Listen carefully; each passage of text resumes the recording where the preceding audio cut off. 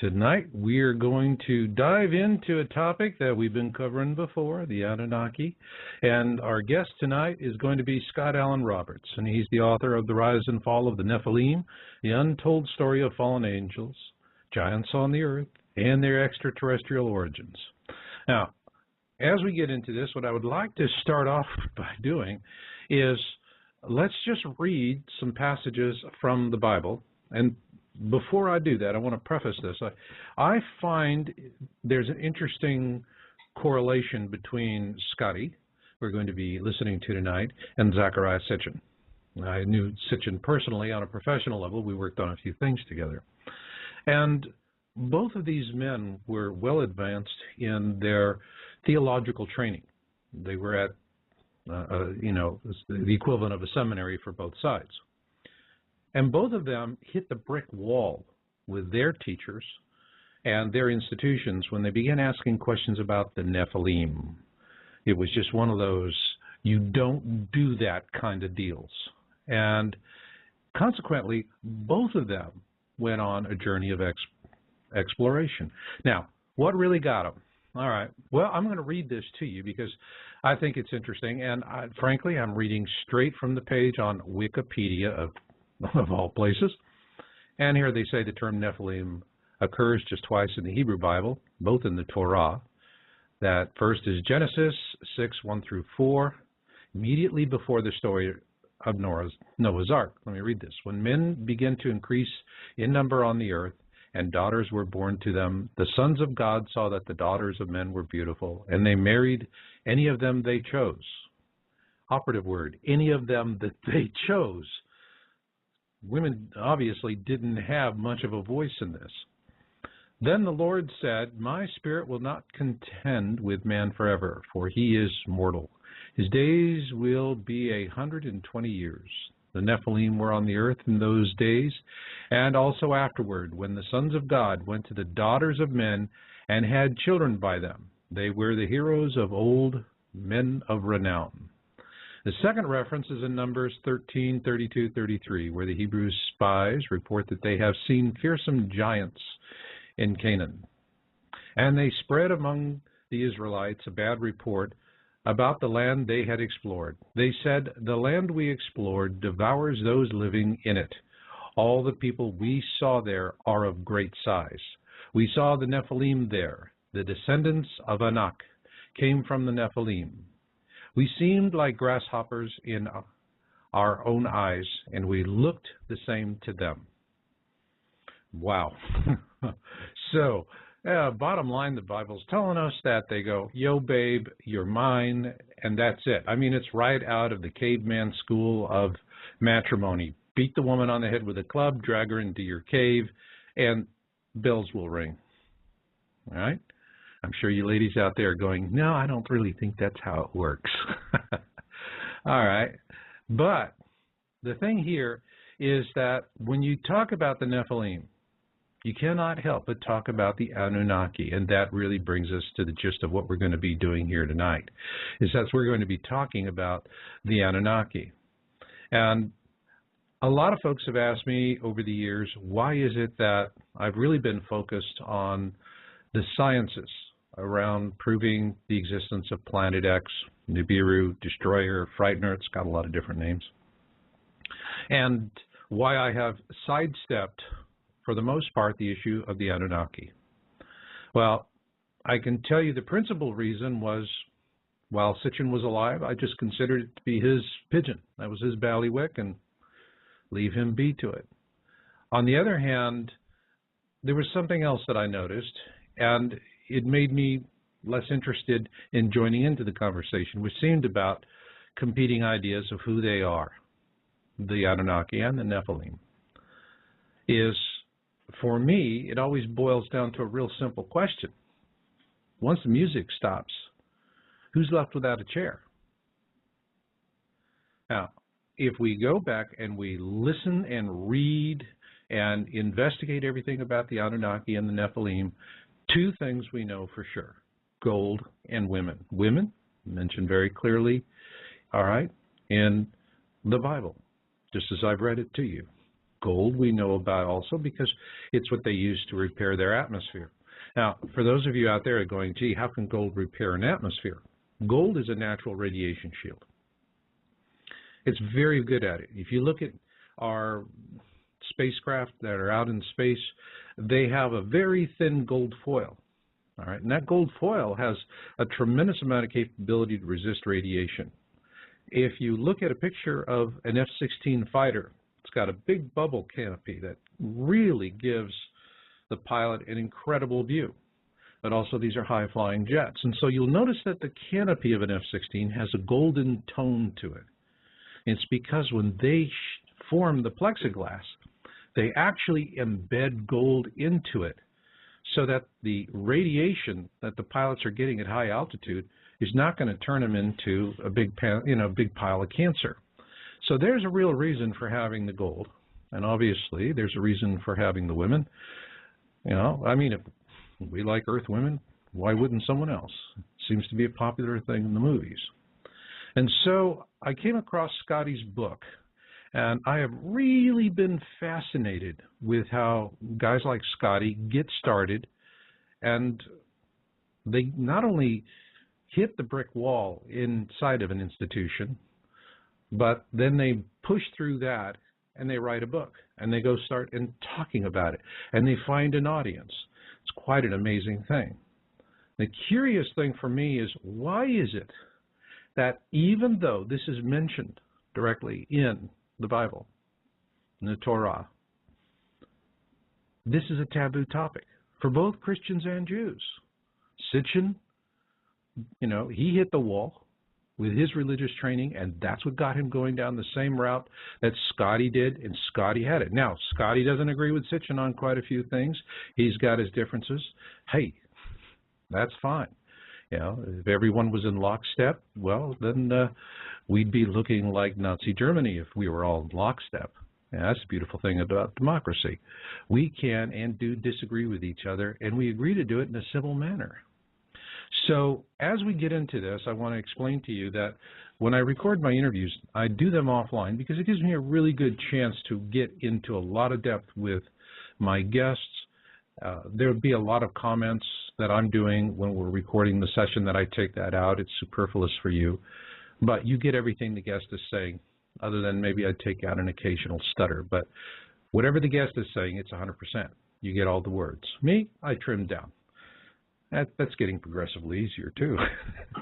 But anyway, when we started recording this, and Scotty has his own radio show, both of us have professional studios, and we're very, very well adept at working with all the bandwidth issues and working with Skype and connectivity and getting a recording.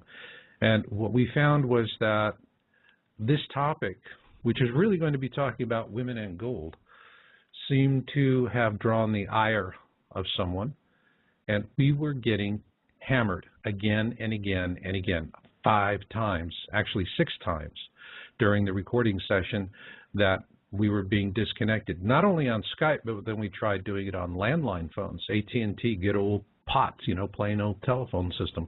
We were getting slammed there. And so it was Scotty's idea to just, hey, this is weird stuff. It doesn't happen to him. It happens to me. But he said, hey, let's incorporate it into the show. So now when you hear this dial tone, I'll play this for you. All right. When you hear that in the recording, I'm actually putting that in so that you can tell when the show's been interrupted. Doing Skype, we don't have the dial tone issue. So with that, I am going to get right into it, and I see that there's a great active group out there in the virtual chat room. Oh, yeah, I can't wait to get in there and mix it up with y'all in the chat room. So in the meantime, hey, let's get go. Rise and fall of the Nephilim. Scott, welcome aboard. Thanks for having me, Marshall. Good to be here. That's good to have you here because I'm getting more and more interested in this Nephilim story all the time. And your book is very challenging for people who have a purely biblical view, but it goes to the heart of the question. Does the Bible support the ancient alien theory? And for me, it's not so much about what's there, but what's not there. To me, The whole story of the Nephilim is like a picture puzzle. You know, you get it out of the box, you spread out all the pieces on the coffee table, and the first thing you do is you get those four corners, and then you work your way in. The problem is for doctrinal thinkers, people that are very limited in what they're allowed to read and think about it, for them, it's like trying to work that same puzzle, but with only one corner piece. Right. And the other three are hidden in another room, maybe even in another house, in another neighborhood, on another planet, in another reality, in another dimension. Okay. I can go along with that. Okay. I just had to be dramatic for a moment. Absolutely. But you're, to me, somewhat of a Gnostic thinker. You just follow the truth wherever it takes you. And yet you come from very, very conservative roots. So before we get into the interview itself, let's tell the listeners about your history and what brought you to write your book. Well, first of all, I like to challenge orthodox thinking, especially the kind of orthodox thinking about the Bible that I was raised with. Not just because I was some kind of rapscallion who needed to question everything and some kind of angst-ridden rebel, but I wanted to know answers to certain questions. And it seemed to me, in my very conservative fundamentalist Baptist teaching and training, those answers weren't forthcoming. As a matter of fact, it almost seemed at times as if questioning deeply was deeply discouraged. And take, for instance. But you were a Bible teacher, weren't you? Or you were training to be one? I was in Bible college, and I went to seminary, and I didn't finish either degree. Funny, you wonder how I got into my master's program without having my bachelor's degree. It's too long a story to get into. But I had about 6 years collective training, and I went into youth ministry. So I was working in churches, working with high school youth and junior high school youth. You know, when you're in those things, you're mostly talking about, you know, daily life and how to live daily life and things like this, youth ministry. Right. And at the same time, there were questions that I had about the theologies that I was even teaching and passing on. And when we were kids, if you were Judeo-Christian, you learned about, let's take the best example because it ties into the topic, the issue of Noah and the ark. Right. We all heard the story of Noah. We all heard that God was going to destroy the world for its wickedness and wipe out all of mankind except for the one pure man that was left, and that was Noah, his family, and we know the story from there. What we don't get taught ever, it seems, and even with my Bible college training and my seminary training, the touches on this topic were so scant as for me to even remember ever being taught them. That is the preamble to the whole flood story in Genesis chapter 6, which talks about, and the sons of God descended to the earth and intermingled with the daughters of men and had children by them. And they were known as the Nephilim, the heroes of old, the men of renown. Is that the part when Bible class, when you start talking about it, you'd say, and then there was the and moving right along? Pretty much. Is that how you guys handle it? Okay, good. Pretty much. You know, when I think about it, too, when you've got a second, third, or fourth grader sitting in a Sunday school class on Sunday morning, and the teacher is teaching the story of Noah and the ark with felt storyboards and little Noah with the beard and the stick and the robes and so on, you've got nobody teaching you about some kind of non-human entity that descended to the earth and had sex with human women, bequeathing the race that actually was the thing that was prompting the flood once you start digging into the passage. Okay. So for me, it really goes back to questioning the orthodoxy of the passage. Now, I will say right off the bat that I have no desire to dissuade anybody from what they believe religiously, spiritually, denominationally. That's not my point here. My point is to dig in and find out what the passage says. And you know what happens so many times? We find out that we're taught one thing in church or in synagogue, and when you start digging into the text and seeing what it says a little bit deeper, people don't want to hear it because it challenges what they've been taught. Because sometimes you get a much different picture when you start digging a little bit below the surface. Well, you know, it's interesting you talk about the deluge because there are hundreds of deluge accounts in folklore all around the world. A case in point is when Captain Cook discovered Hawaii. There's actually on the Big Island, there's a spot that's marked where he first landed, and it's a place called Two Steps. And if you're on the island, it's the greatest place for snorkeling. Trust me. Love to go there. Yeah, oh, yeah, definitely. Especially in this Minnesota winter. There you go. Yeah, just when you get there, just ask the locals, how do I get to Two Steps? Oh, right. But a favorite story of guides and locals is that he, of course, started telling the stories from the Bible. You know, you come pretty quick into Noah and the flood, and he was flabbergasted when the Hawaiians looked at him and said, Well, we already know that story. The only difference between your story and our story is we spelled Noah without the H. Well, this is part of my research found that there are over 600 different ancient cultures that all have flood stories, most of them with different casts of characters, different creation stories that all lead up to it, but the common threads are what you have to start looking for. If you could for a second, and this is where I say, don't let me step on your toes spiritually, but start thinking about this. If we separate, let's step out of the box for a minute, no matter what you believe. I love it. Let's say all Christian, all Judeo, all these other cultures all have these stories of creation and the flood. Let's call them collectively flood mythologies, creation mythologies. Now, this is not to do anything other than give just simplicity of being able to refer to the whole collective of stories in human culture. So you've got this collective of all these stories. They all have different characters, different modes of events, but they all have the big watery deluge. They all have the one family saved or the one person saved and so on.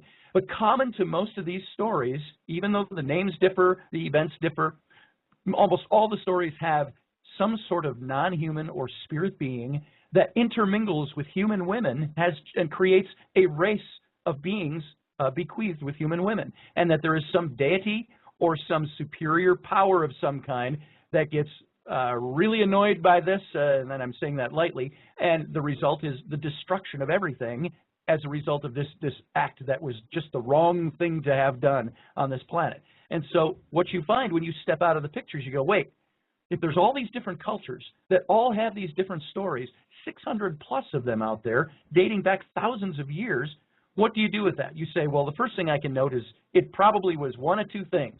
It was either some ancient religious council where they all got together from all these different countries. Well, Scott, we got you back from that, and we have had a tremendous amount of trouble getting this interview. You have a professional studio on your end, and it seems once we get a few minutes into this interview, we get clipped. And this has happened 5 times now. This never happens to me. Does it happen to you? I have never had this happen during an interview, but I'm going to tell you this. I remember while I was writing this book, I'm digging into things. I dig into not just the old stories, but I dig into demonology a bit with this. I dig into non-human entities versus angels. And something I found, I commented to somebody during the writing of this, I felt so exhausted at one point with thinking through some of these things that I said, it seems to me, I said, I don't want to over-spiritualize things. I'm a fairly pragmatic kind of guy, but I feel like there's some kind of spiritual attack going on. And, if you will,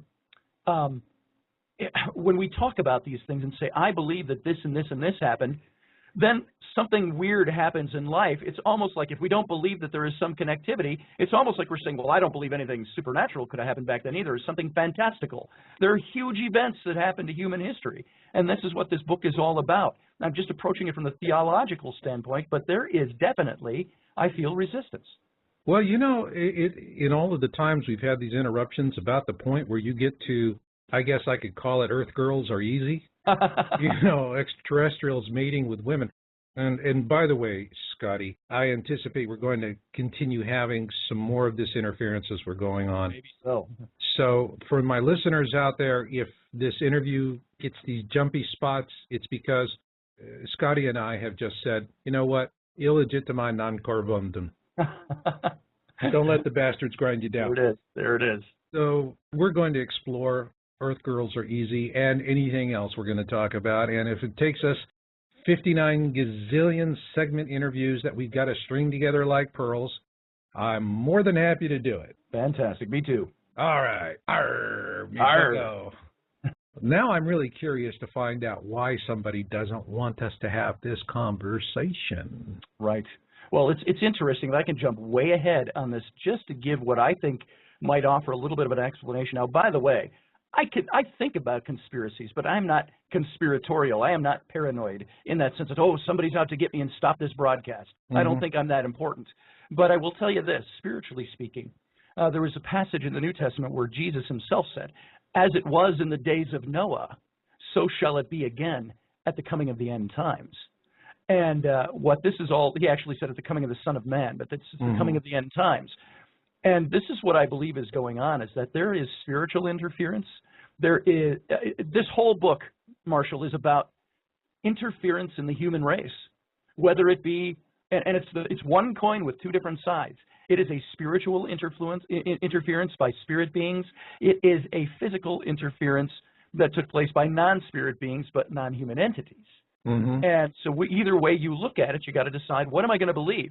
And this gets back to your original question of me, is what got me thinking along these lines is that I had all this training in school, Bible school, seminary, I was in ministry, and I had questions that were unanswerable. It seemed within the context and the framework of my denomination, if I asked certain questions, I would get told the same answer with a couple of different aspects of it. It was always the answer, you're a troublemaker. And it was either, it was a very seriously cast charge at me, you're making trouble here, so shut up. Or it was a seminary professor with kind of a wink and a nudge, you know what I mean, kind of, you're a troublemaker, and that wink and a nudge meant, and we both know there is more to this text than our systematic theology tells us. Well, welcome to the Yeshua School of Open Dialogue. Look what he went through. He was up against the status quo. They didn't like that. Absolutely. So anybody that's up against status quo today, I think you're walking closer to Yeshua, at least what he had to go through. Well, I would hope so. Yeah, I mean, it's the only thing that makes sense. Well, there are times with this book, I have come out of this saying, I said it rather flippantly and tongue-in-cheek. I said, when I finished the book, I said, wow, I'm going to be criticized and hated by Christians, Jews, scientists, ancient alienists, skeptics, and everything in between alike. And I said that rather tongue-in-cheek because every one of them is going to come up and say, well, why didn't you talk about this? Or how could you present God in that way? Or, hey, you omitted this fact or that fact. There's going to be all kinds of criticism about this because, you know what, my book, I like to call it Nephilim light, because if were I to write the exhaustive concordance on this thing, it would be 10 volumes. So I also like to say I'm just adding another apple to the apple cart. And somebody out there listening to this might have another apple to add to that cart. This is my take on certain theologies. I'm writing it from within that theological context, and at the same time, I think offering up a few things that are different, even though the story of the Nephilim is not new. You know, Zecharia Sitchin obviously talks about the Nephilim and the Sumerians at great length, but I really want to stay outside of the Sitchin view of this and really focus more here in terms of the biblical interpretation of what's going on. What I get from your book is that if you are willing to be a heretic, yeah, we're back, and what I'd like for you to do in the this sub-segment of a sub-segment is let's talk about real quickly what you came across in terms of the Council of Nicaea and how that changed the history of the Nephilim, the current prohibition against extra-biblical works that you discussed earlier, and also a bias against what people call the Jewish stuff. Okay. Well, I found in the study of this whole topic that there were, it seems to me, when you start reading the Genesis passage about the Nephilim, one of two things. The author of Genesis, who I establish in the book as being Moses, I don't think there's much reason to question that, even though the book of Genesis obviously has many hands in it, in its authorship, especially the parts where Moses is writing about historical data. You have, in these texts, I believe, a choppy version of Hebrew. You've got, if this indeed was written by one hand, you start reading the book of Genesis, and when you get to the account of the Nephilim in chapter 6, the account of the Nephilim is in a totally different hand. It's in a totally different, choppy, almost edited-looking version. It would almost be like, again, one of two things. Somebody else came in and wrote it later, or Moses or the author himself was just paraphrasing a different source, which we do find, by the way, when we go to the book of Enoch, which is not canonical scripture. It was booted out of the Bible in the Council of Nicaea and other councils of Constantine in the 300s. What you've got is accounts that look choppy, that hail to other books like Enoch, and Enoch gives the same verbiage in its text, except it expands it into chapters as opposed to just a handful of verses like Genesis. So what I found in my research is this. You got to go up to Constantine, 325 AD, while he's the emperor of Rome, and by history recorded as, I think he even called himself as the first Christian emperor of Rome, when in fact he was nothing of the sort. He was as pagan, if you will, not using that as a derogatory term, but he was as pagan as the rest of the Roman Caesars, but he found in Christianity a unifying element. And what Constantine was out to do was this. He, first of all, hated the division that the church had, even though, because it was so popular with the people at that time, he thought we were going to use this politically to establish a couple of different things. Number one God equals one emperor. Number two, one religion equals one empire. And he couldn't establish that, however, with all the schisms going on in the church and all the division. So basically, you've got the emperor of Rome convoking these councils and, in a sense, looking at them. You can almost see the subtext here in history of Constantine almost leaning forward and saying, and we will find unanimity, won't we? This is the emperor. Hey, listen, you're talking about a guy that had his son killed and one of his wives boiled alive in oil. Yeah. When a psychopath tells you this is where the cow chews the cud, you just say, yes, sir. And when that psychopath has the power to do something about it, if you don't, just say, yes, sir. As a matter of fact, his church historian, Eusebius, is the guy who recorded all these events and started, in a sense, laying forward church policy. That is still, the writings of Eusebius are still used by the church today. So it hasn't varied much. But here you've got a guy who, after the Council of Nicaea, this big spiritual event where you have all these bishops and different religious figures gathered together in the church to decide unanimity on certain topics and to establish the church is this unanimous governing factor in the Roman Empire, he goes home and murders, as you said, his wife and his son. Yeah. And in very heinous ways because he felt that they were conspiring against him. Is this what a Christian emperor does? Well, I think there's a big difference between your belief in God and your belief in an institution. And so when the two get confused, it all lumps together. You weren't so confused. You were pursuing this knowledge. Now, there's the warnings. It's like what they told Columbus. You sail out far enough, you'll fall off the edge of the world. Right. Okay, so you sailed out to the edge of the world. Did you fall off? Yes and no. I think that's interesting. Tell me more. Well, it's kind of like this, you know, in the faith that I was raised, the denomination that I was schooled in, you didn't question things. And if you questioned, it was all within the syllabus or all within the structure. As a good example, I went to my best friend all through high school and college days, Bible school. His dad was the dean of the seminary that was attached to our big church when I was in the youth group as a kid. And he became the dean of a seminary out in Detroit. And I went to visit my buddy out in Detroit at his church. And we're sitting in the adult Sunday school class now. There's about 100 adults in there, our age group at the time, 35 to 40. And he's teaching on the book of Genesis. And I had a question. And I came from a church where we sat around tables and we threw everything out. We bantered, we laughed, we talked, and we divided the word of truth, as the Bible says. We wanted to learn something, so we questioned things. Well, he's teaching, and I had a question, a sincere question about what he was teaching, and I put my hand up. As my hand started to go up, my buddy caught it out of the corner of his eye, grabbed my arm, and pulled it down. I looked at him. I said, "What are you doing?" He goes, "We don't ask questions here." And I said, well, "How the hell do you learn?"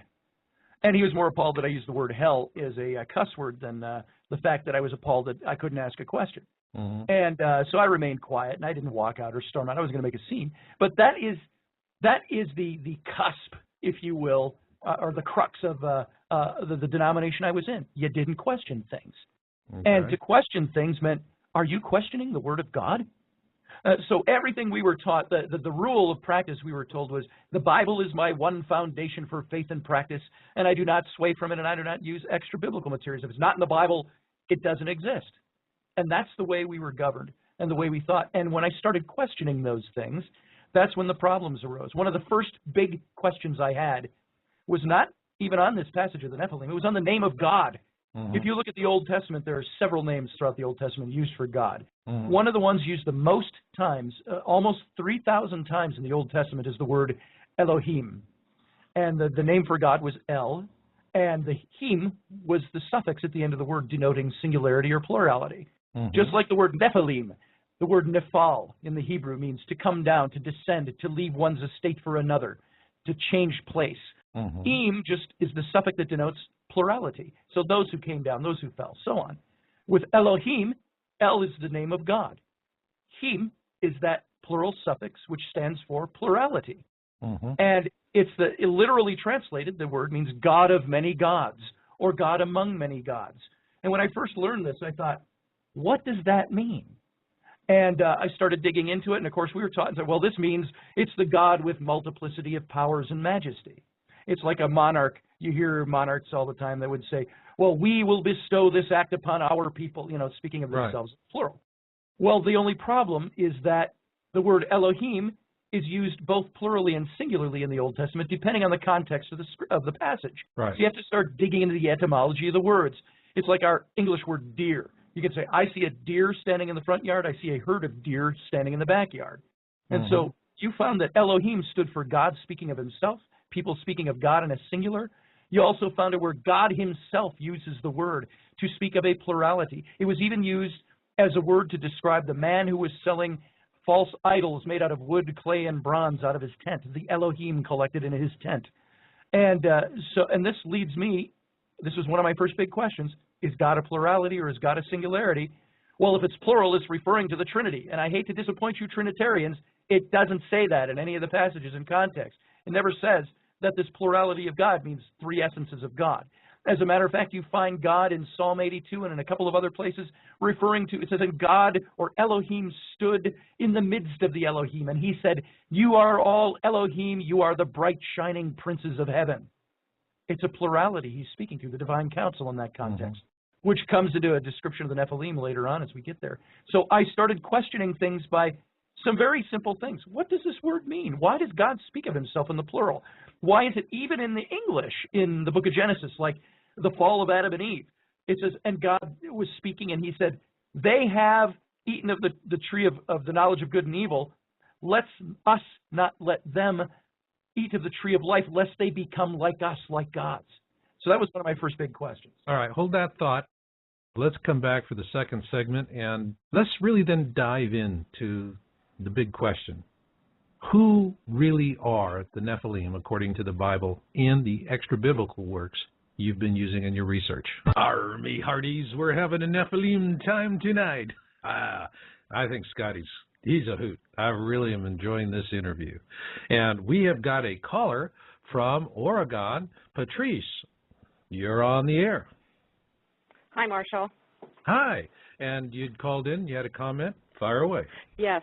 Your guest is totally right on, and I just wanted to comment that I've had almost exactly the same experience as he has, only I never went to Bible college or seminary, but I was born and raised in the Catholic Church, and then as a young adult I converted to Baptist and became quite involved in the church to the point that we worked Billy Graham crusades, we sang in the choir, we had Sunday school class, we had the youth group, and as I got deeper and deeper into studying the Bible, and I would ask questions in Sunday school class, finally I was taken aside by the head of the deacons and the pastor and told that I was becoming a troublemaker, and if I did not desist with my questions, that I would be removed from the membership and no longer welcome at the church.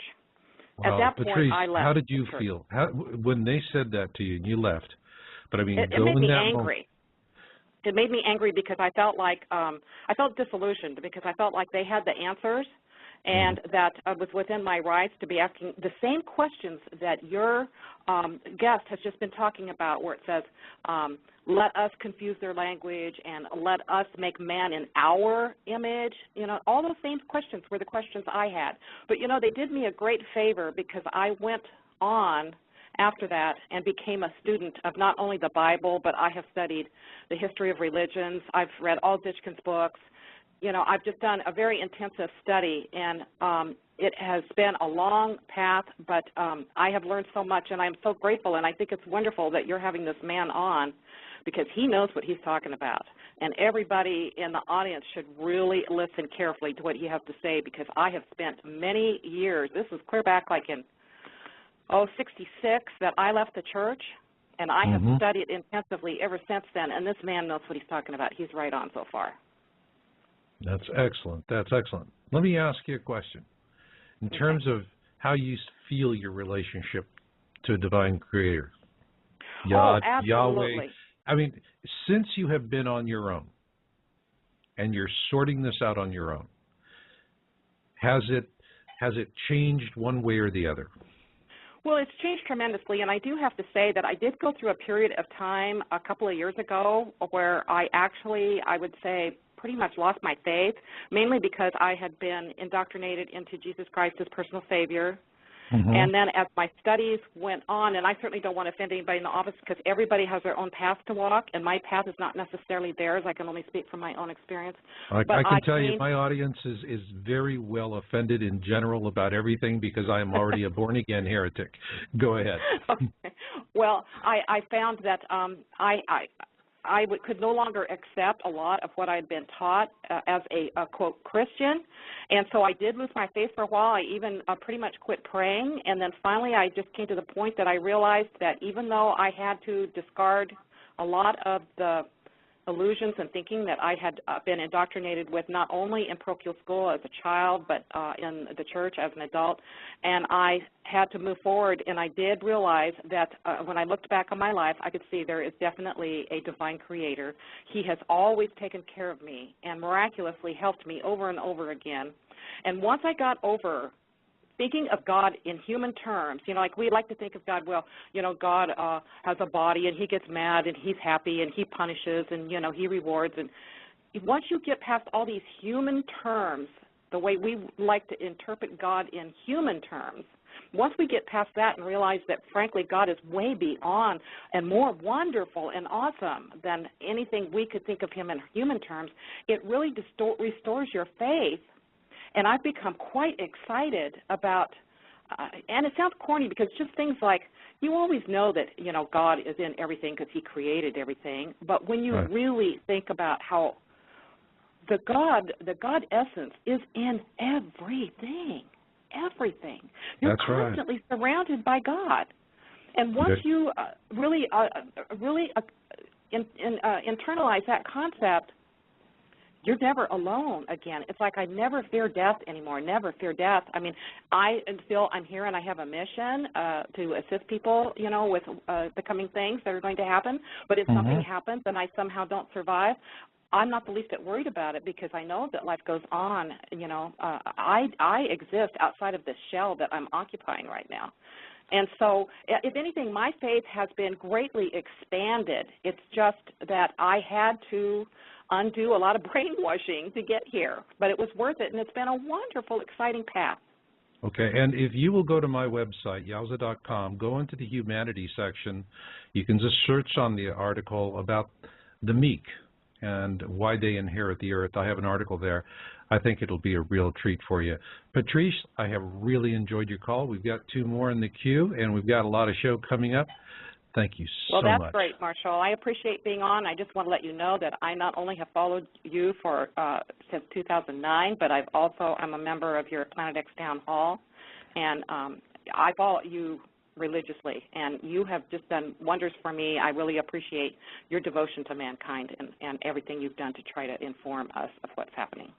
Thank you for making my night, Patrice.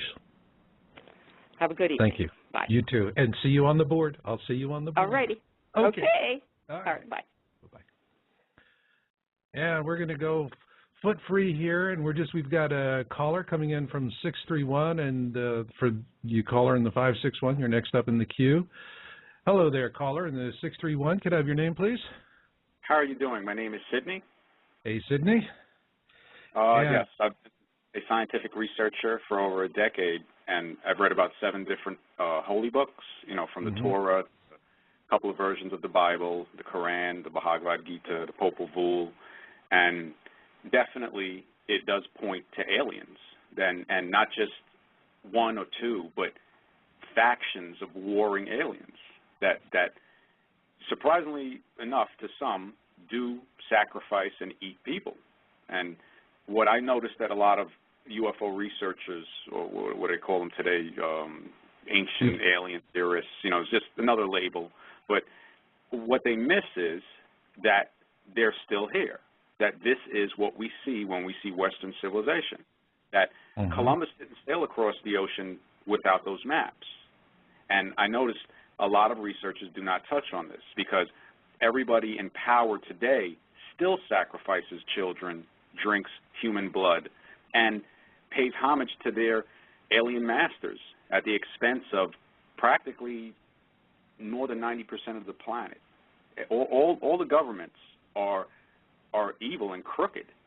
And I noticed that David Icke and a couple other researchers that I've spoken with personally, he's probably the only one that really came up with a realistic theory of the fact that they can control a certain type of people easier than others. So those, they were the ones that they sent over about 5 centuries ago, and now we see the entire rape of the planet from those same 5 to 7 different countries that come from Western Asia, which, you know, has been retermed Europe. And, you know, it's just, I tell people in my teachings, the only thing that separates Europe from Asia is a lie. It's the same continent. So they must make sure that we stay divided. And this is why everything today is basically based on racism.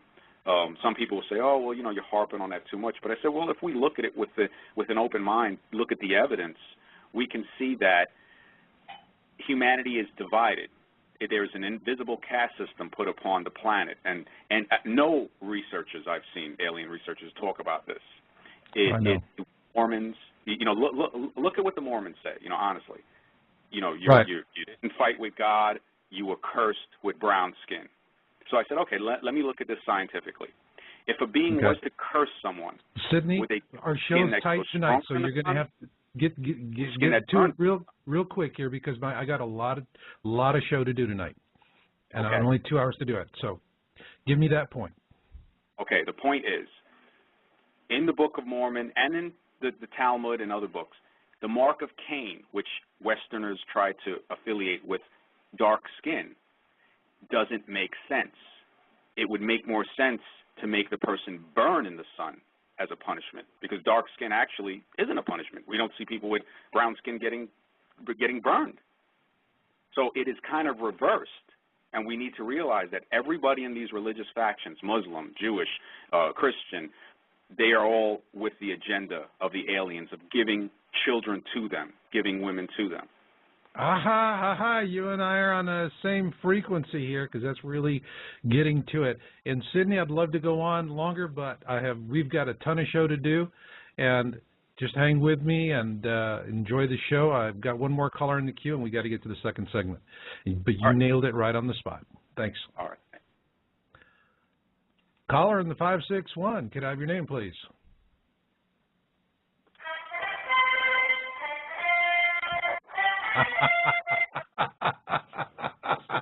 I think that sounds like Robert Ryland.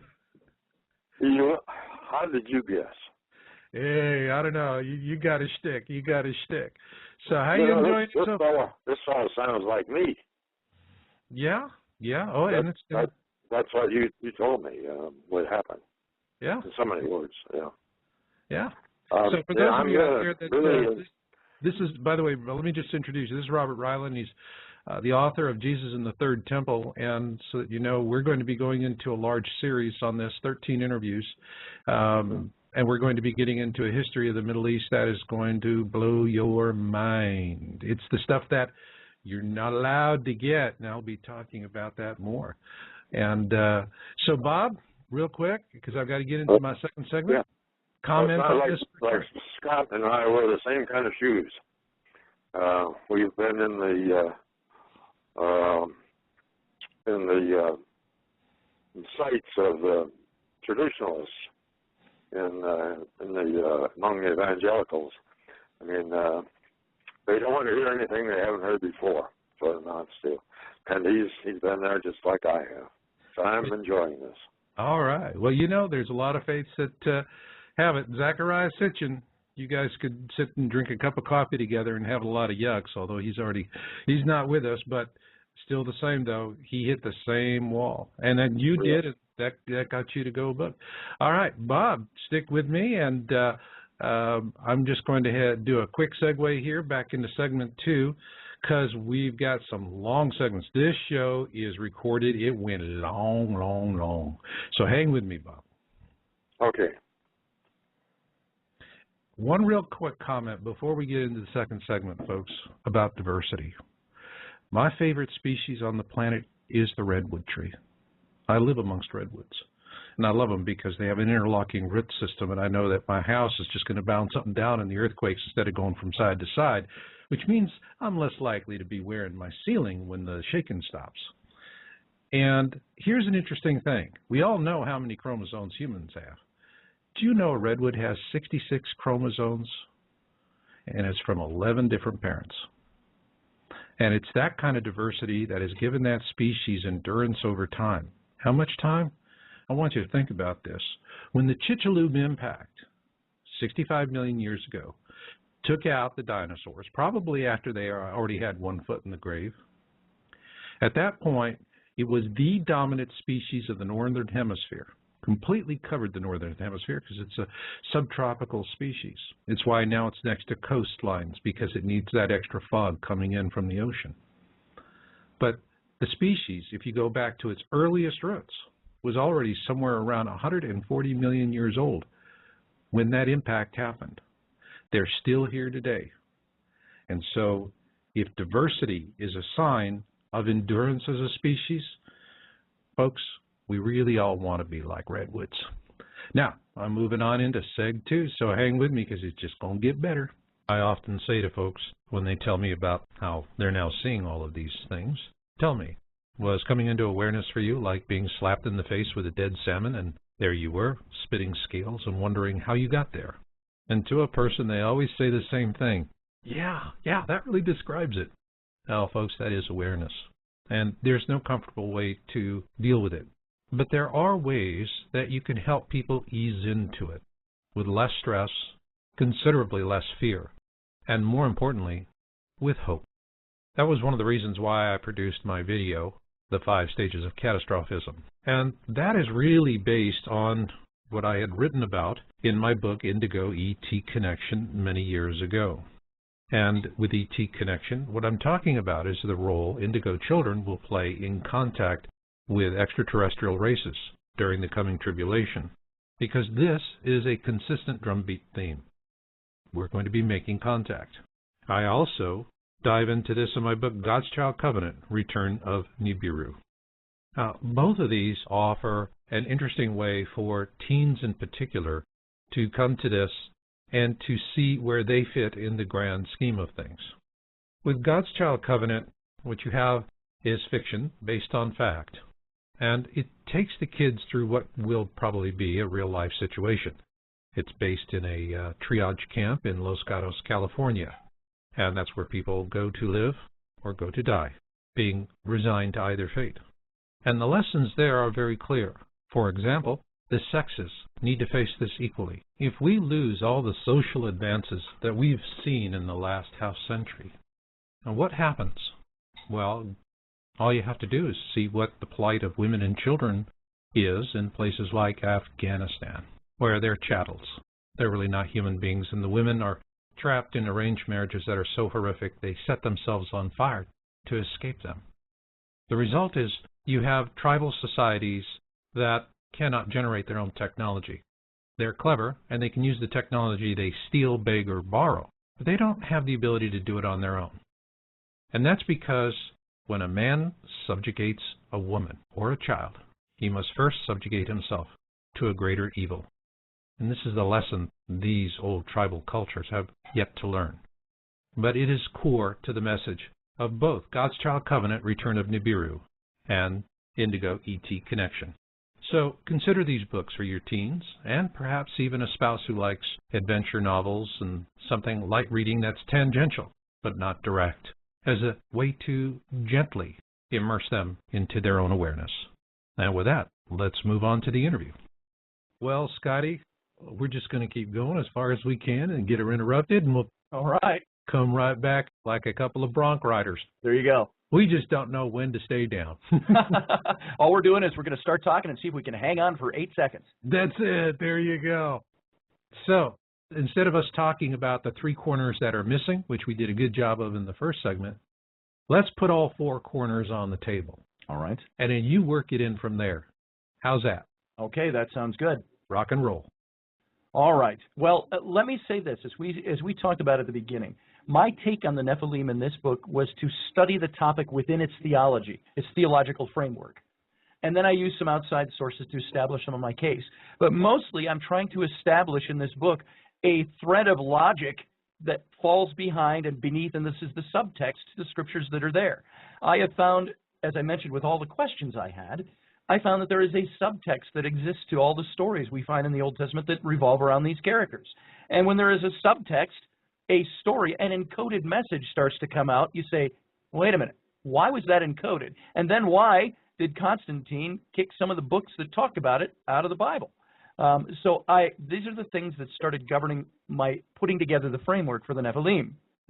Now, I mentioned the book of Genesis, chapter 6, it talks about the story of Noah's flood. But it begins with the account of the Nephilim. And it talks about how in those days the sons of God, or as it's known in the Hebrew, the Bene Ha-Elohim, and we talked about Elohim in the last segment, the sons of God descended to the earth and intermingled with the daughters of men and had children by them. They were known as the Earth girls are easy. Earth girls are easy. Now, for many years, these beings were thought to be, and I'm going to set up the framework here. These beings were thought to be fallen angels because of the word Nephilim, which meant to fall. But what they're forgetting is that Nephilim means that's the descendants. That's not the Bene Ha-Elohim. That's the descendants of the Bene Ha-Elohim, and human women are known as the Nephilim. The fallen, the ones who came down, the ones who left their estate. And in a way, I kind of liken it to an Irish immigrant coming to America. You can say the Irish immigrant who comes to America, his children are known as Irish Americans, and eventually the original immigrants become to be known as Irish Americans as well. So I think it's a title that got stretched across both the parents and the offspring, but the offspring was where it began. Now, the Bene Ha-Elohim, who came down to earth and impregnated human women, you go over to you don't find a lot about them, by the way, in the book of Genesis. It's almost like a mention. It's like, whoa, Moses, or writer of Genesis, whatever you want to call him, why did you just throw that wild thing out at me here, but don't give me anything to go on? Got a question. Yes. Do you think it was a sloppy retraction or a redaction? I think it was neither. I think it was I can't write about Noah's flood without mentioning these characters. And therefore, I'm just going to mention it later. You look at how Moses handled writing. The whole situation in Egypt, he never mentions who was who. He doesn't mention the dating system of the day. He doesn't mention anything. He said Pharaoh, Pharaoh's daughter, this guy, that guy, so on and so forth. It's interesting. I have a point on that because we publish a book, the Colburn Bible, and it has the Egyptian accounts of Exodus. And what is consistent is not only did the Hebrews not name names in terms of the royal family, neither do the Egyptians. I think it was one of those tacit understandings. We all know. We're not going to talk about it. We all know this happened. Wink, wink, nudge, nudge. Let's move on. Right. Yeah. So I think what you have in the story of the Nephilim is Moses making mention. But you know what that also establishes? What? And I don't want to rabbit trail too much here, but in my book I take a whole chapter and devote it to Moses, the dating of Moses, who he would have been in the Pharaoh's court, who were the people around him, and so on. I titled that chapter, The Pharaoh God of Israel. And the reason I think this is Moses, at the time that he fled Egypt, he was 40 years old. You tell me any 40-year-old, even in our culture, where age was a factor, where age is not as much of a factor, somebody for 40 years being established in one thing and then changing their minds is a pretty big thing. Moses didn't have any kind of conversion. Moses fled Egypt because he murdered somebody, and it said the Pharaoh was out to get him after that. And the big question is, why did Pharaoh care what Moses did if he was a nobody in Egypt? He wasn't a nobody. He was a somebody. And so what happened there, you've got Moses, when the Bible says he identified himself with his people, I think the book of Hebrews in the New Testament extrapolates faith and applies it to Moses. I don't think Moses did any of those acts by faith. I think they are called acts of faith afterwards. Moses was an Egyptian pure and through. And when he wrote the book of Genesis, after he had become the leader of Israel 40 years later, he's bringing with him all the military training, all the royal court training, all the education that he grew up with, all the theology he grew up with. And I find Moses is establishing himself, I believe, without a shadow of a doubt, that Moses was being groomed to be the next Pharaoh because of the people who are around him in the historical record. And you got to fill in some gaps. I realize there's some speculation involved, but I believe I know exactly who he was and when he was. And if this is the person he was as he was living in Egypt, he would have grown up with the stories of the Ogdode, the creation myths of the Egyptians. And you see the Ogdode philosophies, if you will, theologies, sewn and intricately patterned in and throughout Hebrew tradition as Moses established it. Just as Paul established first century Christianity, Moses established Old Testament Hebrew or Jewish religion. So you've got Moses now who wrote about this stuff, and he wrote about it for a certain reason, and he omitted things for a certain reason. And I want to just say one thing about Moses, then I'll move on, because we're not talking about Moses per se in this whole interview. But there's an interesting thing he writes about. When they're wandering in the wilderness, the Israelites, and they set up camp while they're during that 40 years, it says that God's Shekinah, or the presence of God, would descend on Moses' tent, and he would talk to, and remember, Moses is writing this, and Moses would talk to God face to face as a man talked to his friend. Now you go 9 verses later in the same exact chapter, and Moses is laying down the law from God, and no man can see God's face and live. What was Moses establishing there? Was he establishing, I'm more than a man? What was the sin that he committed that, according to whoever picked up the pen after he passed away and finished his book, what was the sin he committed that God didn't allow him to go into the promised land? He equated himself with God. So what was Moses falling back on? His education in the royal courts of Egypt, being groomed as a pharaoh. And what was the pharaoh? The pharaoh was the pharaoh god of Egypt. And Moses, I think, was establishing himself as the pharaoh god of Israel. And this all ties into why he wrote the things the way he did, and why he talked about the Nephilim and their intermingling with the children of men the way that he did. And even in his passage, there's something very interesting here. When we learned about the Noah and the Ark story, we always learned that Noah was the man who was chosen. Why? Because he was the only righteous man left in his family. And so God chose him. But what it says in the Hebrew is not righteous. It says Noah was the only pure-blooded family left. And it makes great emphasis on stating, it even states it this way in the English, and we always washed right over this. It says Noah was a man who was chosen because he was pure in all his generations. And all we attributed that to, that's just an emphasis on how righteous the man was before God's eyes. No, wrong.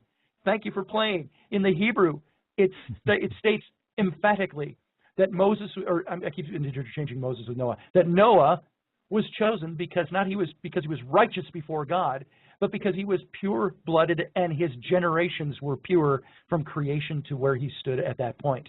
Meaning, why is that important? Because there was something about the Nephilim, the sons of God coming down, impregnating human women, creating a race of hybrids known as the Nephilim. There was something about that Noah needed to come across to the reader of the text and the listener to the story as being pure-blooded, that he was not part of that race.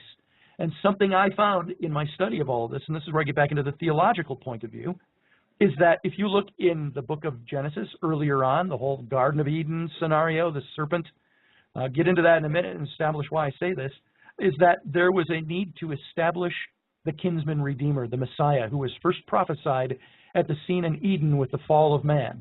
And the first messianic prophecy is given, and then God says, and there will be enmity between the seed of the serpent and the seed of the woman.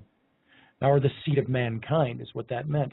And that is because a dual seed in humanity was progenited right from the very beginning. Is that the serpent in the garden, it wasn't just a simple temptation, eat of this fruit, and God cursed everybody because there was just simple disobedience that took place. The whole scenario in Eden is sexual in its context. You start looking at the language. The serpent character, he's never called Lucifer or Satan in the text. That's attributed much later in the Bible. The text, if that was important, it never calls him that in the text. Again, Moses wrote this. The name isn't there. But the word for serpent was Nakosh, which meant trickster, bringer of knowledge, illuminator, bright shining one. This is the one who I believe all the verbs that you find, which are neutral verbs in the Hebrew, but the offering of the fruit, the taking of the fruit, the eating, the giving to Adam, it's subtexted, hidden and coded language for the sexual sin that Eve was impregnated by the serpent and also impregnated by Adam. She bore twins, which is very relevant when you look at all the other creation mythologies that are out there that speak of multiple births in the first family. And she bore these twins, Cain and Abel. One of them was of the seed of the serpent, Nakosh, and the other was of the seed of Adam. And it was very important that if the Messiah, who under the Jewish, or at least at that time, Hebrew understanding of the word, and still today, Messiah meant kinsman redeemer, a redeemer that would come from one of us. He could not be bequeathed from the line of Cain because Cain was of the impure mixed blood of Nakosh and the woman. He had to come from the line of Abel. And when you find Noah being traced back to Adam, you find King David, his lineage through the Bible, all those boring genealogies being traced back to Adam. You find Mary, the mother of Jesus. They had to establish that Jesus was of the throne of David So they trace her lineage back to King David and then back to Adam. Do they take it back to Adam through the eldest born, the Hebrew tradition, which was trace the genealogy through the oldest born, Cain? No, they took it through the lesser born, the second born, Abel. Why? Because there was no pure bloodline with the eldest. The pure bloodline was through the younger. And so Noah had to, in this story, be pure in all his generations because it was to be his offspring that would bequeath eventually again the Messiah, the kinsman redeemer. Okay. Now, I jumped all over the place. Yeah, you did, but I mean, I'm seeing a pattern here that really comes in this intermingling of species. You know, you stop and think about it, you know, it takes you back to Nazi Germany, and Sure does. they had all of these charts and measurement tools and how to define who is a pure Aryan and who is not. I mean, the whole emphasis on maintaining some sort of racial purity factors very heavily. And so what you're really doing here is you're making a case for that this is, if we take a lot of the allegorical judgments and pronouncements out of it, Right. what we really see at the essence is that there were some people who came here, mated with earth women, created bastards in terms of their purity, and so the way to deal with that was through cataclysm. Right. And I think you could boil it down to two words: race interrupted. There is some interruption. If you look and stay within the theology of the Old Testament, you can see where they're taking that. You step outside the box of that theology where I say, push it all aside a second and call it all the collective mythologies. You also find that all these races had the same stories. When they talked about the flood, they all had the preamble of spirit beings or non-human entities intermingling with human women and a deity being pissed off because of that. And then you also have in the creation mythologies some kind of trickster character, some kind of illuminator that came in and impregnated either the woman of the creation pair or one of the daughters of them. And and by the way, something I forgot to correlate this. This is why I brought these two items up. Nakash in the Old Testament, in the Garden of Eden scenario, the serpent character, Nakash defines as trickster, bringer of knowledge, bright shining one, bringer of illumination. You go back up to Psalm 82 that I mentioned earlier, where it's got God talking to the divine council in heaven. These are not angels. These are not fallen angels. This is where Elohim proclaims them Elohim, gods, and he says, you are the bright, shining princes of heaven. And he's casting judgment on them in Psalm 82 for some reason. The reason that is there, look at the bright, shining ones of the divine council, these gods of heaven, and look at Nakash, the bright, shining one who intercepted or interfered with the human race in Genesis. And then you look at the Watchers, as the Book of Enoch calls them, or the sons of God, the Bene Ha-Elohim. They correlate with other mythologies of figures that came down to earth from the heavens or the stars or the skies and impregnated human women. They were known as, like, again, 600 different cultures, but you had some examples. You had the Tuatha De Danann of the Celtic legends and lore. They were the bright, shining kings from heaven, the tall folk who came down and intermingled with the daughters of humans, and their offspring were known as the elven folk. So Tolkien, by the way, was onto something. And I think he knew a lot about what went on in these passages. He dug into this stuff very deeply. Yeah, I think he tapped into source as well. You know, I remember the story about when he wrote Lord of the Rings, he didn't write it as a trilogy. He wrote it originally as one single text. Right. And the publisher looked at the manuscript and said, are you out of your mind? Yeah. And so the publisher broke it up into 3 books for a trilogy. But in his mind, it was all one massive story. And always something like that really comes from tapping into source. Yes. Finding access to information that's not normally there. Now I'm talking as an author, and I write both fiction and nonfiction. But to have something like that, you have to have a vision of a story that big. And right. That's a tough thing. You really got to be good. You got to either do a lot of research or you got to be tapped into it. So when we come back in the next segment, what I'd like to do is finish up what we're talking about here, but I want to get into how this research has changed your worldview. Okay. How you feel your relationship with God has changed as a result of this, whether it's diminished or enhanced or is basically the same. And then, moving forward, what is the significance of this given our current situation? At the last break, I really enjoyed the calls, Patrice in Oregon, and Bob and Sydney. And for me, this is all a journey for truth and for answers. And frankly, folks, who am I to say whether my answers are better than your answers? No doubt they're going to be different in some respects, and in others they're going to be a lot alike. But I'll tell you what I'm about is I want you to know you're not alone. There's others out there who see things the way you do, and you're feeling the same frustration. And so, to Patrice and all of my folks out there on Planet X Town Hall, I want to share my most favorite music, and I want you to think about the lyrics of this song. Think about these lyrics, because when we come back for part 3, it's going to really be powerful. Strength. But what also gives me more strength are you folks out there that you're going it, you're doing it, you're marching to the beat of a different drummer. You got the guts to stand alone in your knowing if that's what it takes. And you're good people, you're kind, and you're compassionate. And I love you. I really, really do. And with that, we are going into segment 3. And this one is a long segment. That's why I've been pushing the show a little bit tonight. But it's going to knock the ball out of the park. A little bit about organized suppression by means of disinformation and propaganda, of knowledge that every man, woman, and child on the planet should have full and unfettered access to. And I'm talking about what is happening to our Earth, what is happening to us, and our future in terms of making contact with other races. A term I often hear used to disparage people in the mainstream who simply are not going to pay attention to any of the things that are important to you and to me is that, well, they're sheeple, they're stupid. I don't see them that way. I see them as the largest collection of victims in the history of humankind. And they're not going to fare well, because all you have to do is look at films like 2012. If you watch 2012 the first time, yes, there's the visual Hollywood-esque eye candy with buildings falling and Los Angeles sinking into the sea. But if you watch the film a couple of more times after that, what you find is the director, Emmerich, really tells you exactly how things are. And I found that to be really, really cogent.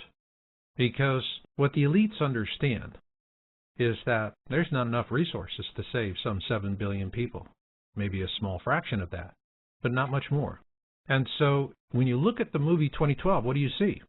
In events leading up to it, there is an outright suppression of the knowledge. Then you have the media in denial about the early harbinger events. And consequently, what happens is that when the event happens, it happens suddenly. And nobody knows what's happening until the day they die. And many of them don't even have that convenience. They just die. And who lives? The 1% who have decided that the other 99% are just expendable eaters. And so it's kind for them to die this way. Now, if that is not you, if you're trying to understand the mechanisms by which they suppress this knowledge, I would recommend to you our book, Alien Security, an Anthology for Human Freedom. It really does present to you a good overview of fiction based on fact, of the cover-ups and the mistakes of our government in dealing with contacts with other races. But at the back of the book is what we call the battle book. And I put a lot of effort into this. And it will show you how subtle, how powerful, and how pervasive the disinformation and propaganda of the elites to keep us into the darks really is. But you're not helpless. You can do something about it. And that's the whole point of Alien Security. So if you really want to understand the mechanisms of forced ignorance, get this book, read it, and particularly read the battle book at the back. And with that, let's move on to our interview. Well, back for the third segment. And Scotty, coming out of the second segment, these guys come out of space, they look at Earth girls, and they go, wow, they are so boppable. How you doing? How you doing? Hey, baby, what sign are you born under? Keep off the grass. Yeah. And by the way, they would answer, what's a sign? And that was one of the things that the Watchers did.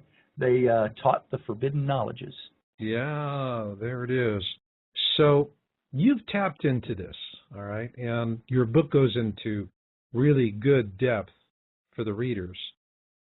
Out of curiosity, because, you came from a very conservative background where what you're talking about in this conversation was just purely unthinkable. Right. That's it.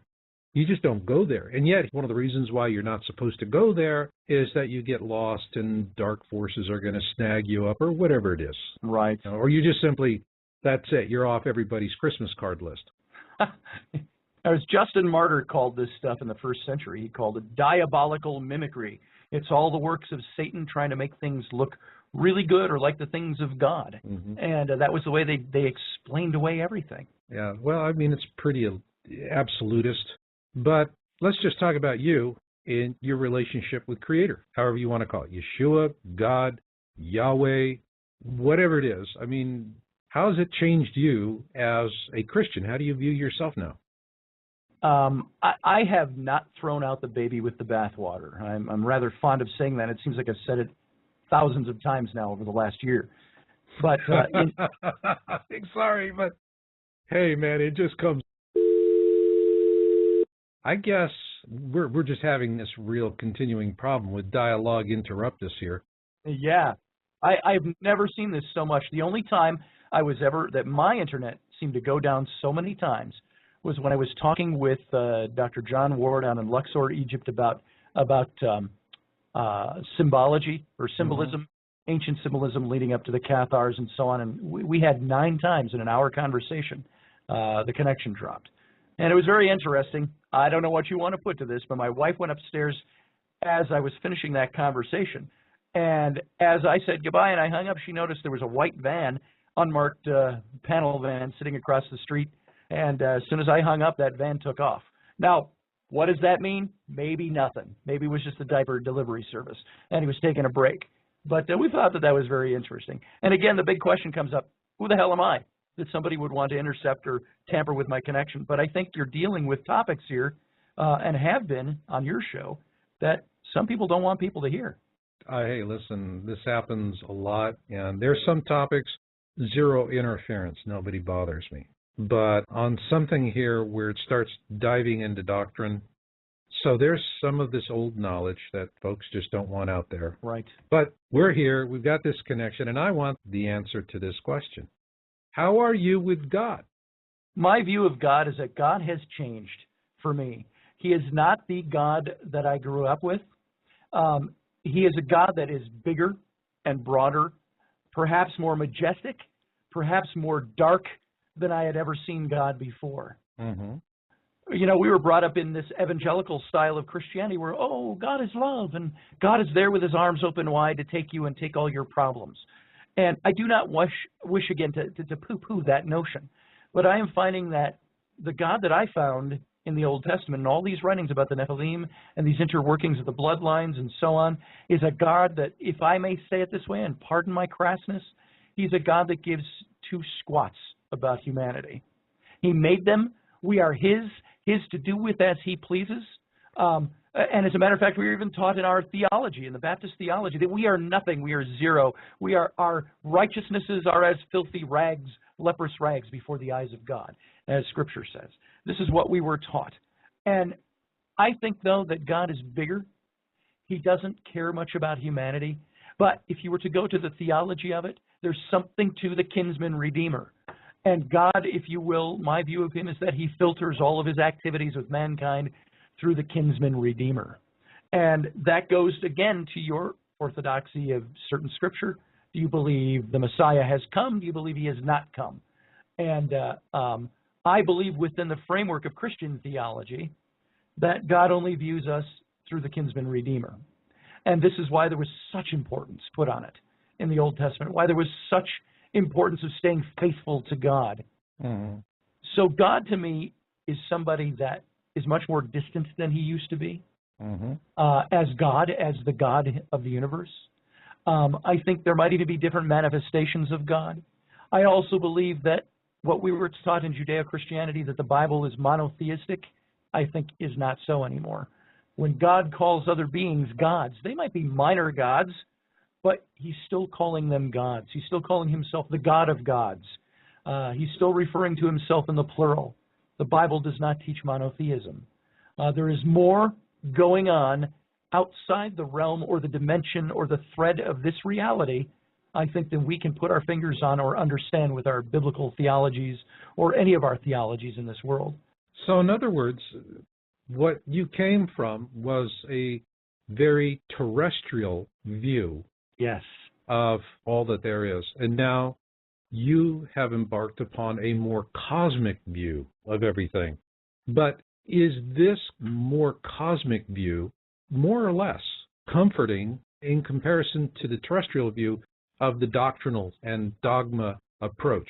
The late Richard Feynman once said, he said that all these stories about God, if they are true, to think that God, out of all the known universe and unknown universe, would come to this place, he says, to me seems to be so colloquial and so local. And that's kind of the way I think about it. He went on in that phrase to say, I feel perfectly comfortable feeling lost in the cosmos. Now, he was an atheist. I'm not an atheist. I would say that I view the same thing. And I say, for God or a manifestation of God to come here seems so damned colloquial. So what it has done for me is to say that there's something much bigger out there. There's a bigger story out there. There are bigger things going on than humanity and our life on this little planet. Maybe it's all important to us because this is all we know, but I think there's a lot more out there. Let me ask you this question then. Do you feel that folks like you, I mean, let's be blunt. Sure. If this were a few hundred years ago, we wouldn't have the conversation. I'd be sitting in the town square watching you burning at the stake. Exactly.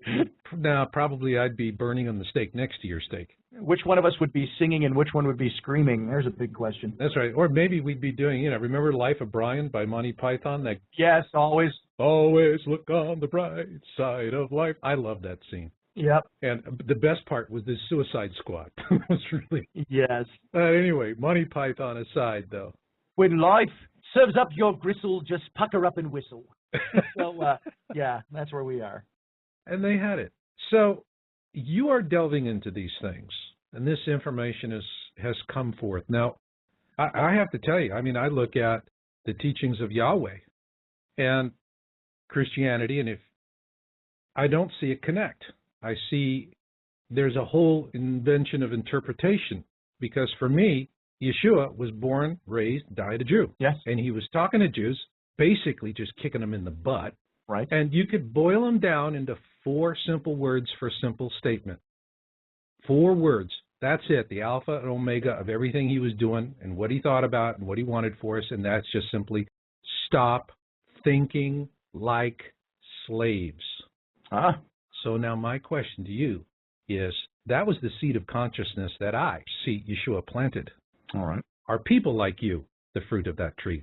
Yeah, I would say you've just introduced a new way to look at it for me, but I would have to say yes. I remember I'm a big proponent of some of the oddball apocryphal books and oddball writings and teachings out there because I want to know. I want to know where they came from, and why they're there, and why they weren't included.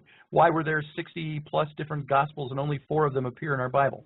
So I look at things like the Gospel of Judas, where, according to that Gospel, at the Last Supper, Jesus takes Judas aside and says to him, you are the one who gets it. You're the only one who understands the deeper, darker mysteries, and that's why I must ask you to do what I'm going to ask you to do. Thanks. Sounds like a great graduation present. It sure does, until you see the outcome of it all. Yeah. I believe that, yes, Jesus started something.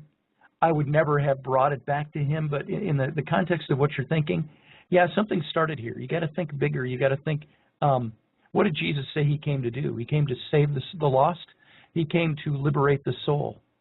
And I believe that too much of our religion, too much of our spirituality captivates us in that negative sense of the word. It imprisons us. And I did not set out to write a book about philosophy or systematic theology. I set out to write a book about the facts as I saw them. And it turned into a book that spoke to these other things to say, look, do not be bound. If I could say there's one message I would bring out, the esoteric message of my book would be, Do not let anybody tell you what to think. Do not let anybody govern what you believe. You go out and dig that out and root it out. It takes work, and it takes time, and it takes effort, and it takes passion. But until you do that, you are swallowing somebody else's words. And don't live that way when there is so much more there. And all that proved to me as I researched this book was that a whole lot more exists than what I thought existed. And I would never have known it if I hadn't looked for it. That's right. And I think it gives great majesty to that seed of consciousness, which it couldn't be killed, couldn't be controlled, although they had millennia to attempt that. Right.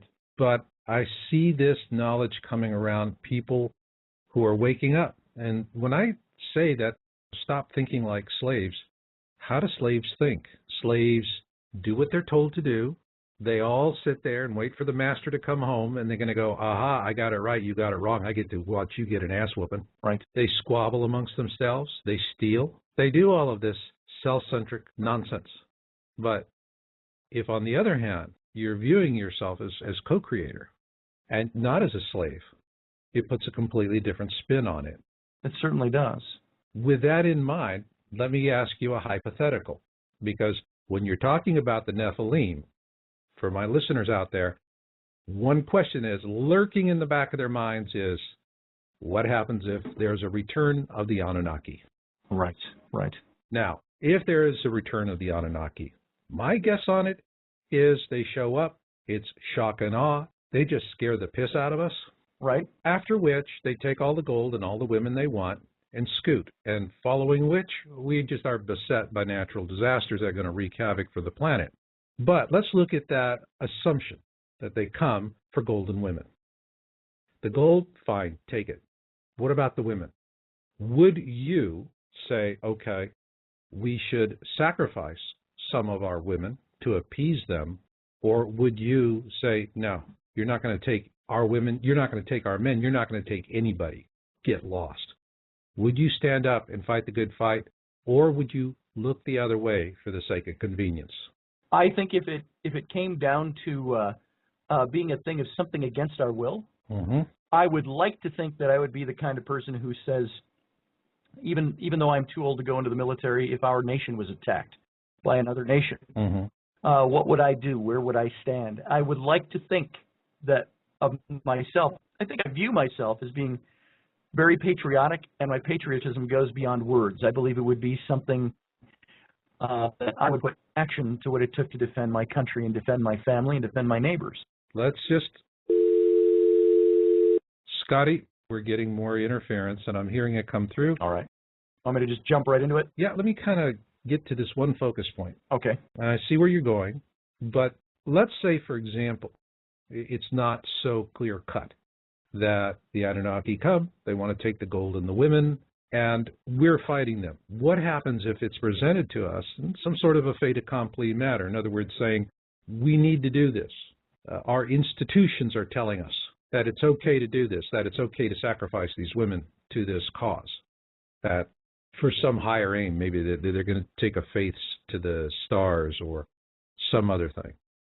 So if it's coming from institutions that it's okay to give the Anunnaki the gold and the women, and the institutions are saying that, are you going to say, no, I'm going to be a Jedi rebel, I'm going to fight this? Answer me. Well, let me think about that for a second. I would say, first of all, I love playing in hypotheticals, and I love playing with fictional stories. I love that kind of stuff, in addition to the research I did. So I would say it's so hypothetical, I got to wrap my mind around it for a second. But I would say I would like to be somebody that would do the same thing that I would do if it happened to the United States of America and we were attacked by a foreign power. I would like to stand for my country and fight for my country. But what if your country's telling you not to stand and fight for your country? What if your country's telling you no? This is, hey, what do we see with globalism? Look at what's happening in our presidential campaigns. It used to be your donations would make a difference in terms of who was going to get elected. Now it's like you got all these billionaires that are coming in. It's a high-stakes poker game. Politics now reminds me of Las Vegas. You know, you got those baccarat rooms with the guys wearing the tuxedos. You know you're not going to walk in there with flip-flops and get serious attention. Right. Okay? Well, I think You know, it's a tough question, isn't it? It is, because it's one of those that makes you speak and think either more highly of yourself than you ought, or not as big as you think you should. I would say that I would want to be that kind of person that would be consistent with what I believe now, and say if that inevitable question or courses of action were ever thrust upon me, I would like to say that I would stand for what I believed was right and true. If that meant sacrifice, it meant sacrifice. How would I react if you put an added wrinkle on there? How would you react if your kids were the ones being held at stake? Oh, what would I do? You got ahead of me, because I was going to drop that one on you too. What if it was my daughters? That's right. You know, it's always easy to sacrifice the virgin. Kind of hard on the virgins and a little hard on the families. Right. But it always seems to work for the ruling elites. I mean, right. Honest to God, the more I look at this thing, I see this big Machiavellian picture forming in my mind with this whole notion of the Anunnaki returning. I mean, it'll be shock and awe, golden women, period. Okay? But what if, in advance of all of that, they're already doing a little bit of work ahead of the game? You know, this is like a poker game, and somebody's sitting there and they're holding a good hand, but you can bluff them into folding, you still win the game with a hand that won't win. Right. So the thing here is, if the institutions are already being set up to facilitate this abduction of women, and your family's involved, yeah, would you say, let me ask somebody about this, or would you say, hell no, get lost, get your hands off our women, get your hands off our men, get your hands off our children, we're here, we're working the claim, bug out? Well, what did one famous man in our own American history say? He said, shall peace be sacrificed at the price of chains and slavery? He said, forbid it, Almighty God. I don't know what course others may take, but as for me, give me liberty or give me death. Now, you would like to think I would like to be that heroic and that noble in my thinking, but I would have to say, if I were forced, if my hand was pushed into something where it's the life of my children, the life of the people around me, I would most definitely take a stand. And of course, this is the stuff that right now in our minds is the stuff of science fiction. Because we don't see this happening right now, but you start to look at the world and the politics of the world, and you wonder where we're headed. You start looking at all the things that are laughed at out there, and conspiracies laughed at in alien arenas, and you start to look at this all and say there's either a big picture that's taking place, or it is all just the stuff of fiction, and that's what's so hard to decipher. So on that very hypothetical side, I would like to think that I would do what I would do in any case. If my family were, my country, or my life, or the people, my neighbors were threatened, I would stand for them, and I would stand against the tyrants. That's the way I think. Now, another question. Do you feel that by this line of inquiry, you haven't stepped out of dogma and doctrine? All right. You burned the house down and walked away. Yeah. From their standpoint, okay? From their standpoint. From their standpoint. But would you trust yourself, having gone through this personal search for truth? You've written a book, and it's really about your personal search for truth. Has this enabled you to understand and to call the bluff? I think so. I've thought about that. And that makes your knowledge dangerous. Maybe so. It makes your knowledge dangerous to who's running the bluff. And there you go. And, you know, I cannot say that there have not been times in my thinking of this thing over the months and the years where the tendrils of the old theologies slip in, the old doctrines say, you are tampering with the stuff of the devil, you know, and back off. And, you know, and I can say that I faced that. That's internal strife, internal struggle. Mm-hmm. It's saying I've hit kind of a new paradigm in the things that I'm thinking, and it's either there's something to it or there's nothing to it. It's flip side of a coin. I am either a reprobate, a heretic, and a backslider, or I've stumbled upon something that's new, but it's nothing new because it comes right out of the old. Mm. I don't incorporate a lot of imagination into this. That's why I took great pains theologically to stay within the theological substructure, because I did not want to wander out of that and say, I've made up this thing I think about God, and therefore I'm going to believe that now. And I think, by the way, that is one of the big dangers we all have, I think, theologically, is saying, I think this way or I feel this way. Nothing wrong with those things until you have no basis in it or no basis for what you believe anymore. And so I say, if you're going to feel something or believe something, know what the hell you feel and what the hell you believe and why you believe those things. And if you're going to stray from something that may have been the norm, know why you believe that. Bring it down to the illustration of our country. If our country took the wrong turn and you wanted to stand against that turn, you better know what the hell you're talking about and why you believe what you believe. That's right. To be a revolutionary, do you think, I remember when my kids were little and I let them watch movies with me like Saving Private Ryan and Braveheart, and I remember the movie The Patriot, and there was a scene where the colonial army had a couple of representatives coming into a church and announcing, "Pardon us, minister, we would like to announce to your church we're raising arms." And I said to my kids, I said, how would you feel if we were sitting in church one day at the big old such and such evangelical free church on the corner of Main and 7th, and we're sitting in church, and all of a sudden a couple of guys with machine guns walked in and said, "Pardon us, pastor, we want to talk to your congregation. We're raising arms against the United States government. Would you come in with us?" And I said, that brings it down to the practical. You know, what would you do if that really happened? And you have to say, I have to know what I believe if that moment ever came. Same thing with all of this stuff about doctrine versus spirituality versus theology. You got to know what you believe. But I think that knowing starts with questioning. It starts with curiosity. It starts with seeking knowledge. What do they say? Wisdom is applied knowledge. It's the outcome of applied knowledge. And so you say, how do I get to wisdom about these things?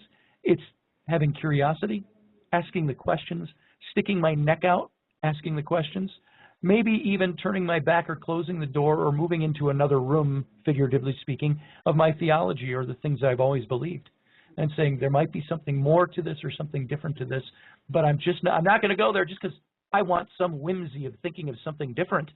I want to go here because I'm finding out there is something different. Okay, final question. I find a lot of doctrinal thinkers, and I'm talking about religion and science. Science has a lot of golden cows. But with doctrinal thinkers, there's always a curiosity. So they walk out to the edge of their belief systems, and they look over the edge to see what they see. And most will do that and run right back to the center of their belief systems and crazy glue their butt with 4 gallons of crazy glue, and that's it. But then there's a few that get out to the edge and just say, you know, I'm going to go parasail this. You jump off. All right. You obviously parasailed. And final question, has this given you a greater sense of inner peace and connection with life, everything that's around you, than you had before? Are you more or are you less peaceful inside as a result of this knowledge?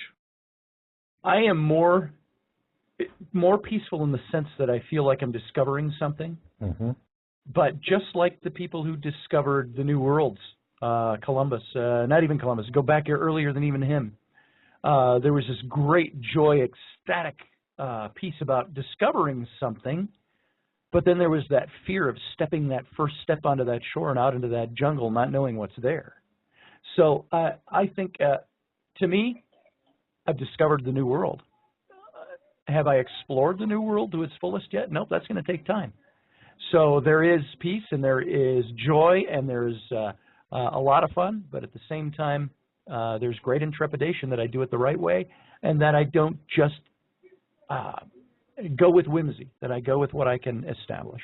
That's right. The more you know that you don't know. That's right.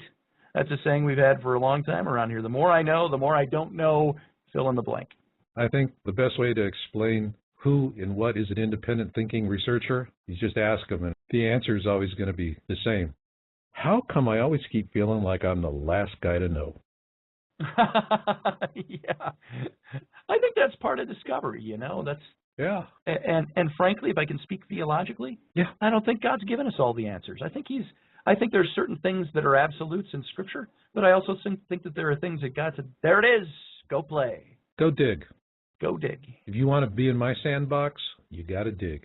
There it is. All right. That's a good note to end it on. I look forward to the next time we get together. This has been a really great interview. Thanks. It's been a lot of enjoyment for me in this too. I appreciate it. Even the varied stoppages of our show, the interruptions, the statics, and all that, and it made it fun. It made it worth. Damn it, I'm going to finish this. Yeah, we're just going to push through, you know. Damn the torpedoes, full steam ahead. There it is. All right. Scotty, you beamed me up big time today. Fantastic. I had to drop that one on you. Thanks.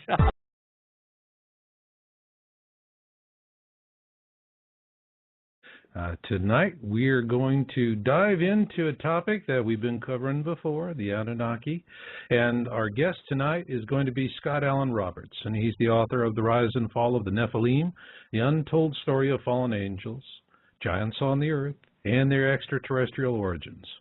Now, as we get into this, what I would like to start off by doing is let's just read some passages from the Bible. And before I do that, I want to preface this. I find there's an interesting correlation between Scotty, we're going to be listening to tonight, and Zecharia Sitchin. I knew Sitchin personally on a professional level. We worked on a few things together. And both of these men were well advanced in their theological training. They were at, the equivalent of a seminary for both sides. And both of them hit the brick wall with their teachers and their institutions when they began asking questions about the Nephilim. It was just one of those, you don't do that kind of deals. And consequently, both of them went on a journey of exploration. Now, what really got them? All right, well, I'm going to read this to you because I think it's interesting. And frankly, I'm reading straight from the page on Wikipedia of all places. And here they say the term Nephilim occurs just twice in the Hebrew Bible, both in the Torah. That first is Genesis 6:1-4, immediately before the story of Noah's Ark. Let me read this. When men began to increase in number on the earth, and daughters were born to them, the sons of God saw that the daughters of men were beautiful, and they married any of them they chose. Operative word, any of them that they chose. Women obviously didn't have much of a voice in this. Then the Lord said, my spirit will not contend with man forever, for he is mortal. His days will be 120 years. The Nephilim were on the earth in those days, and also afterward, when the sons of God went to the daughters of men and had children by them. They were the heroes of old, men of renown. The second reference is in Numbers 13:32-33, where the Hebrew spies report that they have seen fearsome giants in Canaan. And they spread among the Israelites a bad report about the land they had explored. They said, the land we explored devours those living in it. All the people we saw there are of great size. We saw the Nephilim there. The descendants of Anak came from the Nephilim. We seemed like grasshoppers in our own eyes, and we looked the same to them. Wow. So, bottom line, the Bible's telling us that they go, yo, babe, you're mine, and that's it. I mean, it's right out of the caveman school of matrimony. Beat the woman on the head with a club, drag her into your cave, and bells will ring. All right? I'm sure you ladies out there are going, no, I don't really think that's how it works. All right. But the thing here is that when you talk about the Nephilim, you cannot help but talk about the Anunnaki, and that really brings us to the gist of what we're going to be doing here tonight, is that we're going to be talking about the Anunnaki. And a lot of folks have asked me over the years, why is it that I've really been focused on the sciences around proving the existence of Planet X, Nibiru, Destroyer, Frightener, it's got a lot of different names, and why I have sidestepped, for the most part, the issue of the Anunnaki. Well, I can tell you the principal reason was, while Sitchin was alive, I just considered it to be his pigeon. That was his ballywick, and leave him be to it. On the other hand, there was something else that I noticed, and it made me less interested in joining into the conversation, which seemed about competing ideas of who they are, the Anunnaki and the Nephilim. Is, for me, it always boils down to a real simple question. Once the music stops, who's left without a chair? Now, if we go back and we listen and read and investigate everything about the Anunnaki and the Nephilim, two things we know for sure. gold, and women. Women, mentioned very clearly, all right, in the Bible, just as I've read it to you. Gold we know about also because it's what they use to repair their atmosphere. Now, for those of you out there going, gee, how can gold repair an atmosphere? Gold is a natural radiation shield. It's very good at it. If you look at our spacecraft that are out in space, they have a very thin gold foil. All right, and that gold foil has a tremendous amount of capability to resist radiation. If you look at a picture of an F-16 fighter, it's got a big bubble canopy that really gives the pilot an incredible view. But also these are high-flying jets. And so you'll notice that the canopy of an F-16 has a golden tone to it. It's because when they form the plexiglass, they actually embed gold into it so that the radiation that the pilots are getting at high altitude is not going to turn them into a big pile of cancer. So there's a real reason for having the gold, and obviously there's a reason for having the women. You know, I mean, if we like Earth women, why wouldn't someone else? It seems to be a popular thing in the movies. And so I came across Scotty's book, and I have really been fascinated with how guys like Scotty get started, and they not only hit the brick wall inside of an institution, but then they push through that and they write a book and they go start and talking about it and they find an audience. It's quite an amazing thing. The curious thing for me is, why is it that even though this is mentioned directly in the Bible, in the Torah, this is a taboo topic for both Christians and Jews? Sitchin, you know, he hit the wall with his religious training, and that's what got him going down the same route that Scotty did, and Scotty had it. Now, Scotty doesn't agree with Sitchin on quite a few things. He's got his differences. Hey, that's fine. You know, if everyone was in lockstep, well, then we'd be looking like Nazi Germany if we were all in lockstep. And that's the beautiful thing about democracy. We can and do disagree with each other, and we agree to do it in a civil manner. So as we get into this, I want to explain to you that when I record my interviews, I do them offline because it gives me a really good chance to get into a lot of depth with my guests. There will be a lot of comments that I'm doing when we're recording the session that I take that out. It's superfluous for you. But you get everything the guest is saying, other than maybe I take out an occasional stutter. But whatever the guest is saying, it's 100%. You get all the words. Me, I trim down. That's getting progressively easier, too. But anyway, when we started recording this, and Scotty has his own radio show, both of us have professional studios, and we're very, very well adept at working with all the bandwidth issues and working with Skype and connectivity and getting a recording. And what we found was that this topic, which is really going to be talking about women and gold, seemed to have drawn the ire of someone, and we were getting hammered again and again and again, 5 times, actually 6 times during the recording session, that we were being disconnected, not only on Skype, but then we tried doing it on landline phones, AT&T, good old POTS, you know, plain old telephone system. We were getting slammed there. And so it was Scotty's idea to just, hey, you know, this is weird stuff. It doesn't happen to him. It happens to me. But he said, hey, let's incorporate it into the show. So now when you hear this dial tone, I'll play this for you. All right. When you hear that in the recording, I'm actually putting that in so that you can tell when the show's been interrupted. Doing Skype, we don't have the dial tone issue. So with that, I am going to get right into it. And I see that there's a great active group out there in the virtual chat room. Oh, yeah, I can't wait to get in there and mix it up with y'all in the chat room. So in the meantime, hey, let's get go. Rise and fall of the Nephilim. Scott, welcome aboard.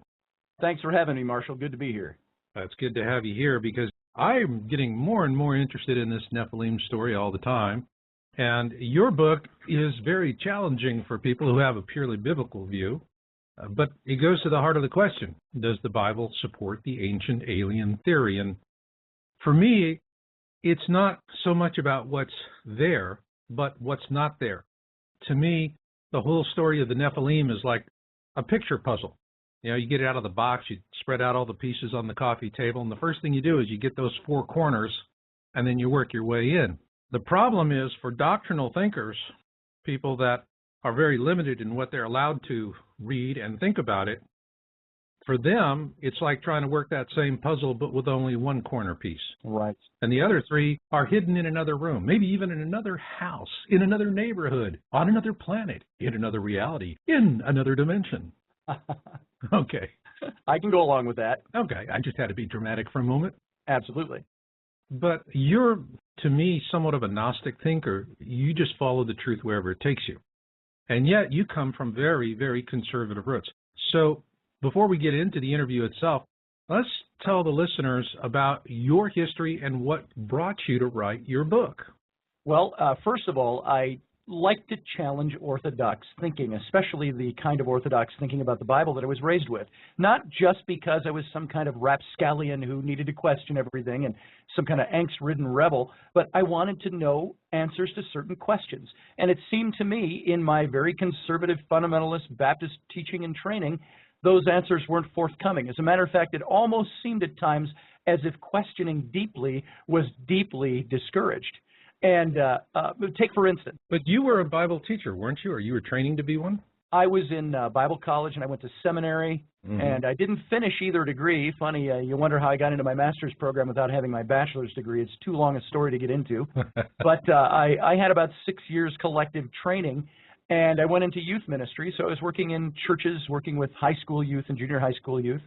You know, when you're in those things, you're mostly talking about, you know, daily life and how to live daily life and things like this, youth ministry. Right. And at the same time, there were questions that I had about the theologies that I was even teaching and passing on.